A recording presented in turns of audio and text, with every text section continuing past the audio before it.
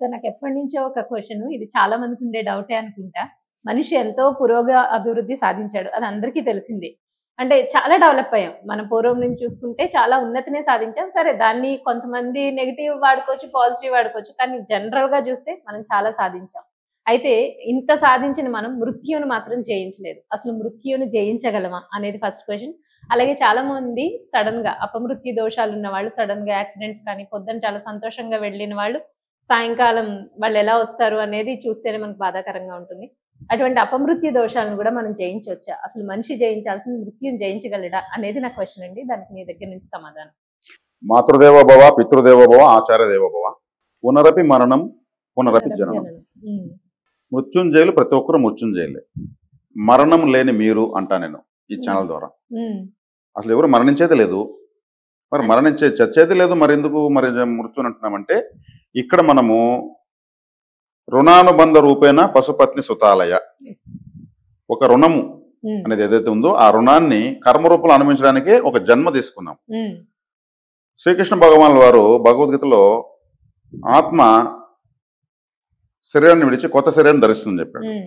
అంటే ఆత్మకు చావు లేదు. శరీరాన్ని మనం అద్దెగదిలాగా వాడుకుంటున్నాము. ఇక్కడ మన చార్ట్ కంప్లీట్ అవ్వగానే మళ్ళీ ఇంకొక జన్మకి వెళ్తున్నాం.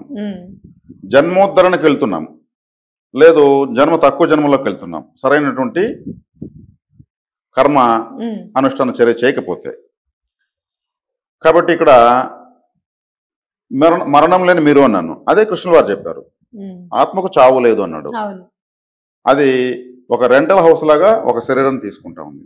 ఈ శరీరానికి చావే కానీ ఆత్మకు లేదు. ఈ జ్ఞానాన్ని సునిశ్చితంగా ఆలోచిస్తే ధైర్యంగా బ్రతకచ్చు, చనిపోయేటప్పుడు ధైర్యంగానే చనిపోవచ్చు. అంటే ఒక క్యాంప్ డ్యూటీ లాగా మనం ఇక్కడికి వస్తున్నాం, మన వర్క్ ఒకటి కంప్లీట్ చేయడానికి వస్తున్నాం. మనం బ్రతుకున్నాము, ఒక జన్మ తీసుకున్నామంటే మనం చేయాల్సిన పని ఏదో ఉంది అని అర్థం. ఏ పని లేకపోతే జన్మ రాదు. పనే లేదంటే మళ్ళీ జన్మ ఎందుకు? జడ పదార్థం అయిపోవచ్చు. కానీ చాలా మంది మోక్షం కావాలి అంటారు. మోక్షం అంటే నాకు మళ్ళీ మళ్ళీ జన్మలు వద్దు. అది ఒక పనికిమాలిన క్వశ్చన్ అంటాను నేను. ఎవరైనా బాధపడచ్చేమో కానీ మళ్ళీ మళ్ళీ జన్మ లేకపోవడం ఏంటి? అసలు నాకు ఏ పని వద్దు, ఈ సృష్టిలో నాకు ప్లేస్మెంటే వద్దు అర్థం. అద్భుతమైనటువంటి లోకం ఇది. దేవుడు మళ్ళీ మళ్ళీ వచ్చి ఇక్కడ పుడతా ఉంటాడు, అవతారాలు ఎత్తా ఉంటాడు. ఆయనకి ఇష్టం ఈ భూలోకంలో వచ్చి పుట్టాలంటే.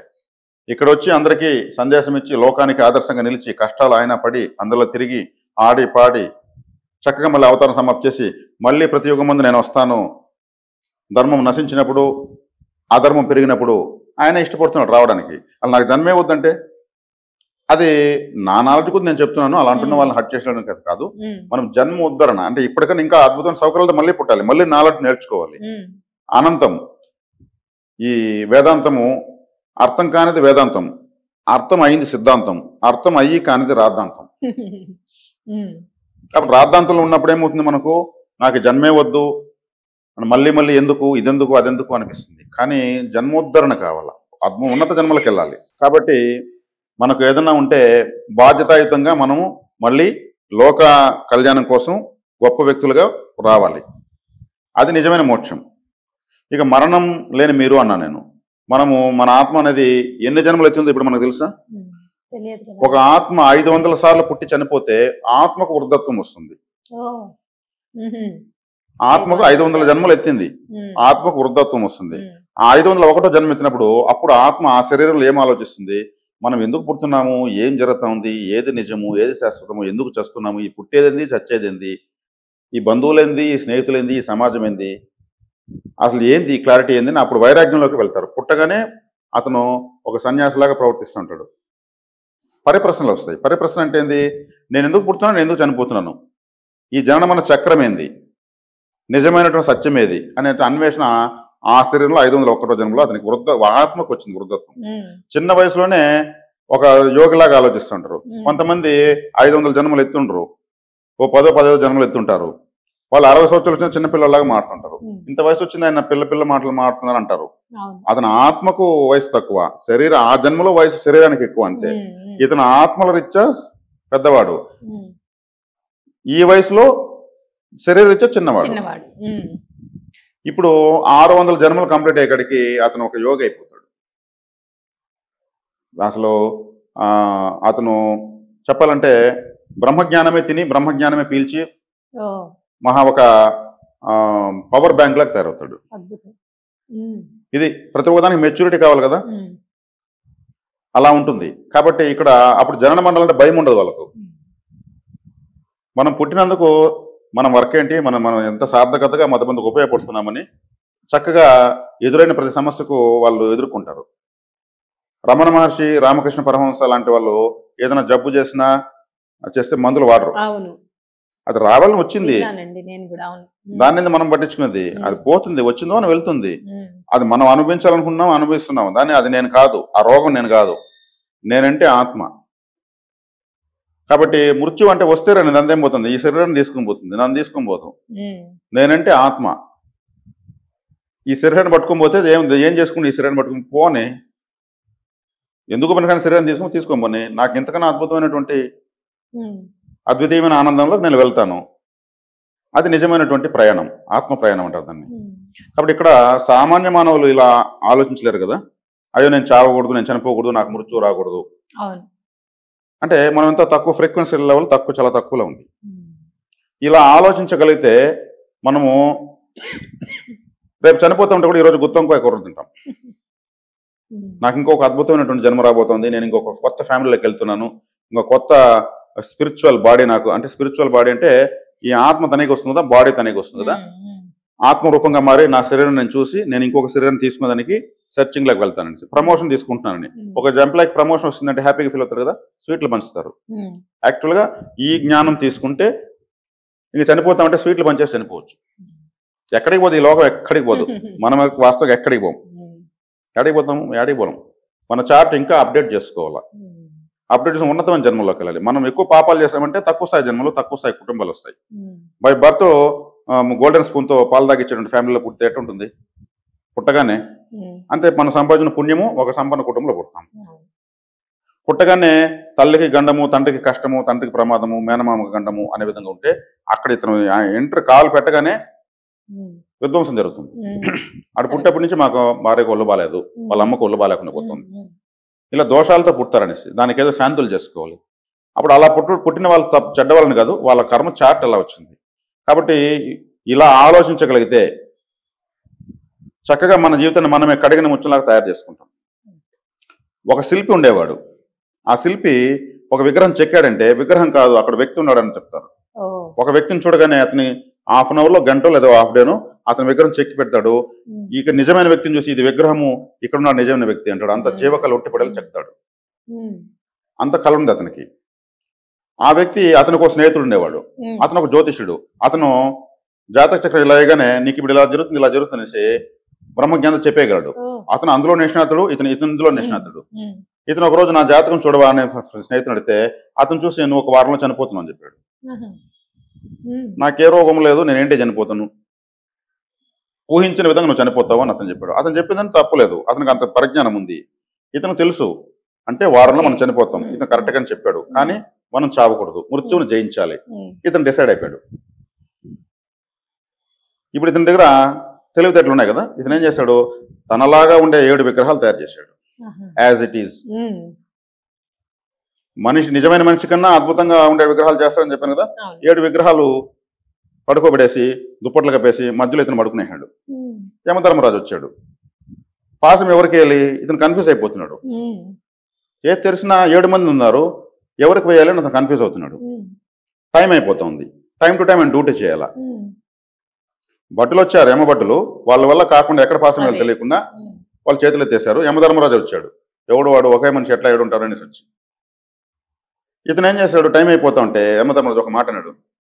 ఓహో, ఇవన్నీ విగ్రహాలను కనుక్కున్నాడు, ఈ విగ్రహాల మధ్యలో నిజమైనటువంటి వ్యక్తి ఉన్నాడు అని కనుక్కుని అతను ఏం చేశాడంటే ఇతను అన్ని కరెక్ట్గా చేశాడు, ఒకటే పొరపాటు చేశాడు అన్నాడు. ఏది అని పైకి లేశాడు ఇతను. ఇదే అని చెప్పి తీసుకెళ్ళిపోయాడు. అంటే నా విద్యలోనే పొరపాటు చెప్తావా, ఆ మిస్టేక్ ఏదో కనుక్కోవాల్సింది పైకి లేశాడు. ఇదే నువ్వు చేసిన పొరపాటు. మృత్యువును జయించాలంటే నీ విద్య పనికిరాదు. అది నువ్వు పుట్టడానికి ఎంత అర్హత ఉందో చనిపోవడానికి అంతే. అది ధర్మం. చనిపోవడం ఒక అదృష్టం, అది దుర్మరణం కాకూడదు. దుర్మరణం అయితే దురదృష్టం. వికృత జననాలు, వికృత మరణాలు. వికృత జననం అంటే ఎలా ఉంటుంది, ఆపరేషన్ చేసి ఇట్లా తెస్తున్నారు, అది వికృత జననమే. సరైనటువంటి రెసిస్టెన్స్ పవర్ బాడీకి ఉండదు. వికృత మరణం, యాక్సిడెంట్లు అయిపోవడము, ఏదో ఒక వెహికల్ చంపుతుంది అతన్ని, ఒక వెహికల్ హత్య చేసినట్టే, బుద్ధి ఒక పాము కాటేసి ఆ పాము ఇతను చంపినట్టే, హత్య చేసినట్టే. అంటే ఇతను సూసైడ్, ఆత్మహత్య మహానేరం. ఇక్కడ ఉన్నటువంటి అనవసరమైనటువంటి అప్పుల కోసం ఏకంగా ఆత్మహత్య చేసుకోవడం, ఆత్మహత్య మహానేరం. చిన్న చిన్న విషయాలు గోహత్య, శ్రీహత్య, శిశుహత్య, గృహత్య, ఆత్మహత్య ఇవన్నీ పంచమహాపాతకాలు. వాళ్ళకి శరీరం మళ్ళీ బాడీ రాదు, వాళ్ళు ప్రేతాలే తిరుగుతూ ఉంటారు, బాడీ కోసం ఇంకొకరిని డిస్టర్బ్ చేస్తూ ఉంటారు, వీక్ సోల్ ఉన్న వాళ్ళని టచ్ చేస్తూ ఉంటారు, వాళ్ళు దయ్యం బట్టి ఊగుతూ ఉంటారు. కాబట్టి ఆత్మహత్యలు చేసుకోకూడదు. కష్టం ఎంత నువ్వు పాయసం లాగా తీసుకుని ఇష్టపడండి, అది బర్న్ అవుతా ఉందని అర్థము. కాబట్టి ఇక్కడ సద్మరణం కావాలంటే చక్కగా ఆలోచిస్తే చాలు. ఐడియాలజీనే లైఫ్ అంటే ఒక ఐడియాలజీ. ఈ ఐడియాలజీ సక్రమంగా లేనప్పుడు ప్రతి ఒక్కటి అమృతం కూడా విషయంలాగా ఉంటుంది. ఇటువంటి ఐడియాలజీ కలిగి ఉన్నప్పుడు అసలు మృత్యుకు భయపడరు. చనిపోతున్నామంటే అసలు స్వీట్స్ పంచుతారు చక్కగా. ఎందుకంటే మనకి ఇంకొక అద్భుతమైన ప్లాట్ఫామ్ వస్తుంది, ఇంకా ఇప్పటికన్నా ఇంకా అద్భుతంగా బతకాలి. శ్రీకృష్ణ భగవాన్ వారు ఏం చెప్పారు? అంత్యకాలం ముందు ఎవరు నన్నే తలుచుకుంటారో వాళ్ళు నన్నే చేరతారని. ఆయన్ని తలుచుకోవాల్సిన అవసరం లేదు. చనిపోయేటప్పుడు ఏది ఎక్కువ చెబుతూ చనిపోతారో అదే మళ్ళీ వాళ్ళకి అది వస్తుంది. చనిపోయేటప్పుడు నువ్వు ఇది కావాలనుకుంటూ చనిపోయావు, అదే సంబంధమైనటువంటి ఫెసిలిటీస్ ఉన్నటువంటి బాడీ వస్తుంది. నన్నే అంటే నువ్వు ఏది తలుచుకుంటావో అది నా అర్థం. కాబట్టి చనిపోయేటప్పుడు మనం పాజిటివ్గా ఎక్కువ ఆలోచించాలి. చనిపోయేటప్పుడు మన ఆత్మ శరీరాన్ని ఇలా వదులుతుందని అబ్జర్వ్ చేస్తూ చనిపోవాలి, ఒక పరిశీలన చేస్తూ చనిపోవాలి, ఒక పుస్తకం చదువు చనిపోవాలి. అది అదృష్టకరమైనటువంటి మరణం అన్నమాట. కాబట్టి చనిపోకూడదని ప్రయత్నిస్తే ప్రకృతి ధర్మం అది. మృత్యును మనం అనుకుంటున్న విధంగా మృత్యును జయించలేము, జయించాలి. దానికి మనం కోఆపరేట్ చేస్తే దాన్ని జయించినట్లే. దాన్ని తప్పించుకుని తిరిగితే ఎక్కడ పోతుంది? ఆ శిల్పిలాగా పట్టుకెళ్ళిపోతారు. కాబట్టి ఇక్కడ మృత్యువుకు భయపడాల్సిన అవసరం లేదు, అది మన బాధ్యత. ఒక హాస్పిటల్ ఉంటుంది, హాస్పిటల్లో ఒక డెలివరీ ఒక అబ్బాయి పుడతాడు, వాళ్ళందరూ సంతోషంగా అందరూ ఒకరినొకరు ఆలింగనం చేసుకుని, అదే పక్క వాటిలో ఒక వ్యక్తి చనిపోతాడు, అందరూ అక్కడ ఏడుస్తుంటారు. ఈ చచ్చిన వ్యక్తి వెంటనే అక్కడే బాడీ తీసుకుని అక్కడే వచ్చి ఉండొచ్చు కదా, ఆటగా చెప్తాను. ఇక్కడ అంటే మనకు చనిపోవడానికి అది మన ధర్మం, మనం పుట్టింది ఎంత ధర్మం, చనిపోవడం అంతే ధర్మం. ఆ ధర్మాలను సమానంగా తీసుకోవాలి. మనం అంత సమానంగా తీసుకుంటామో అంత సౌలభ్యంగా మళ్ళీ మనకు ఇంకో జన్మ వస్తుంది. రాబోయే జన్మను ఎలా ఉండాలో మనం ఇప్పుడే ఫ్రేమ్ కట్టుకోవచ్చు. ప్రకృతి ఏది తలుచుకుంటే అది ఇస్తుంది. మనం చేసే విజువలైజేషన్ ఈజ్ వెరీ పవర్ఫుల్ అన్నారు, దాన్ని మనం చక్కగా విజువలైజ్ చేసుకోవాలి. కాబట్టి ఇక్కడ అందుకే పునరపి మరణం పునరపి జననం, ఇక్కడ ఏది శాశ్వతం కాదు, ఆత్మ శాశ్వతమైనది. దీన్ని ఆలోచించి మళ్ళీ ఆలోచించాలి, అప్పుడు కరెక్ట్గా మనం అడుగులేస్తాం. కాబట్టి మృత్యువును జయించాలి అనేది ప్రయత్నం కాకుండా దాన్ని సక్రమంగా ఆ ధర్మం ఉన్నదాన్ని ఎంత చక్కగా మనం వినియోగించుకుని మీరు అన్నట్టు సత్కర్మలు చేస్తే నెక్స్ట్ జన్మలో మంచి పుట్టుకుంటుంది అనేది చాలా చక్కగా వివరించారండి. ధన్యవాదాలు.